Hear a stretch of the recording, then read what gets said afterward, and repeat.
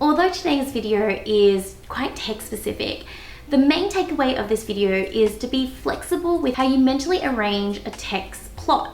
This is especially handy in stories that are non-linear, so stories that flip between perspectives and timelines, as this one does. This flexibility will enable you to put together your ideas in a more coherent way. I think it's better if I just show you this directly. But first, let's just do a quick overview of Station 11. Station 11 is Emily St. John Mandel's take on the tried and tested subgenre of post-apocalyptic science fiction. Only her attempt doesn't actually explore new forms of technology, nor the immediate action-packed grab and dash that we normally associate with an apocalypse. Instead, she takes us 2 decades down the track to look at how human society has changed as a result. She also highlights some elements of society that are eternal and timeless, that survive and persevere no matter what. Today's topic is, despite his virtues, Arthur Leander is essentially a bad man. Do you agree? If you're familiar with what I do at Lisa Study Guides, then you'll know the 5 types of different essay topics. Basically, it's a strategy that helps you as a student quickly and easily categorize a specific essay topic that you're looking at into a type. And by doing so, you'll get an immediate idea of how you need to respond to that prompt and the things that you need to include and the things that you don't need to include in order to achieve a high scoring essay. And out of the 5 prompts, this particular prompt is character-based, through and through. It poses us the difficult task of deciphering the ethics and morality of an individual in the text. Immediately, if you write on this prompt, you must know Arthur pretty damn well. It pays to be strategic. If you don't know Arthur at all in that SAC or exam, pick another question if possible. The keywords in this one are fairly self-explanatory. You've got virtues on the one hand, which basically refers to being good or having good morals, and the bad man on the other.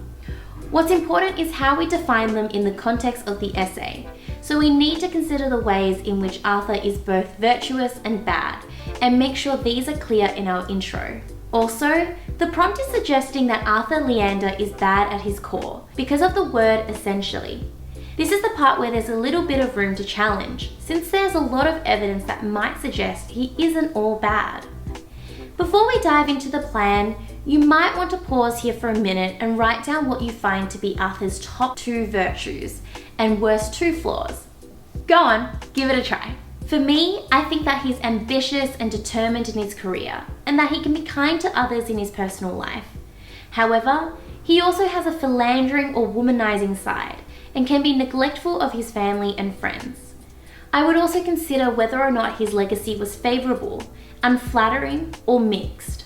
Did he leave behind more positivity in the world, or less when he died? Let's arrange this into paragraphs. Paragraph 1.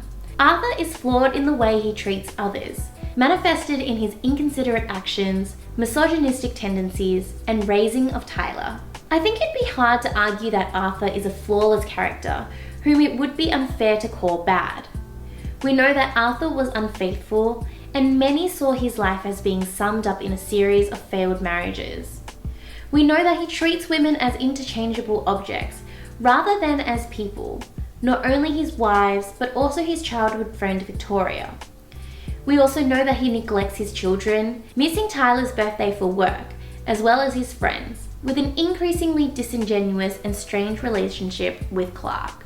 In terms of mentally rearranging elements of the story, it might be worth noting here how his bad traits manifested in his son Tyler. Making a connection between these 2 timelines may help us to realize that in many ways, Tyler is just a more perverse version of his father. He too treats women like possessions, and doesn't really have a family so much as a community of followers. However, we might start unpacking the opposite in our next paragraph. Arguably, Arthur's selfish traits stem from his Hollywood fame, career, and lifestyle. Fundamentally, he was never this flaky, unreliable person before he was swept away by fame. From a young age, he was determined that he was going to be an actor, and going to be good. And the drive with which he pursues this career is undoubtedly virtuous and admirable. Along the way, he offers Miranda a way out of her abusive and one-sided relationship, validating her own pursuit of happiness. So looking at the bookends of Arthur's life, it can be argued that he's actually essentially a good person. Before Hollywood taints him, and after he realizes how much he's been tainted, Arthur actually does demonstrate a lot of virtue. Third paragraph. However, overall, Arthur leaves behind a positive legacy that reflects that despite his shortcomings, he's fundamentally a good man who has been tainted by immoral habits and attitudes. Here, the discussion surrounds Arthur's legacy. Is he remembered as a good person? In what ways does Arthur live on? The photographs that Kirsten finds along her journey depict Arthur shielding Miranda from the paparazzi and spending time with his son. And these are lasting memories of his virtues which haven't been destroyed by the flu. Consider also the whispers and glances that plagued him during his life. And we can't help but wonder what kind of man he would have been in a world with less people and less scrutiny. And there you have it. Hopefully you can see what I mean at the start of this video about rearranging bits of the book. For example, these paragraphs belong in Kirsten's timeline and are discovered through her point of view. But there isn't any reason why you can't connect them to elements of Arthur's character more broadly. Also, even just by looking at the start and end of Arthur's life without the middle changes how we interpret him as a character. It's this type of flexibility that will serve you well in this type of text study. If you'd like to use this plan for inspiration, then I'd recommend you check out the accompanying blog post, which has a transcription of this video, all in writing for you, so it's all on the one page, at the Lisa Study Guides website. While you're at it, feel free to check out all of our other free resources available for VC English students, EAL, literature, and English language. There's bound to be something that's going to help boost you on your English journey. Thank you so much for watching, and all the best for your second exam. Thank you, bye!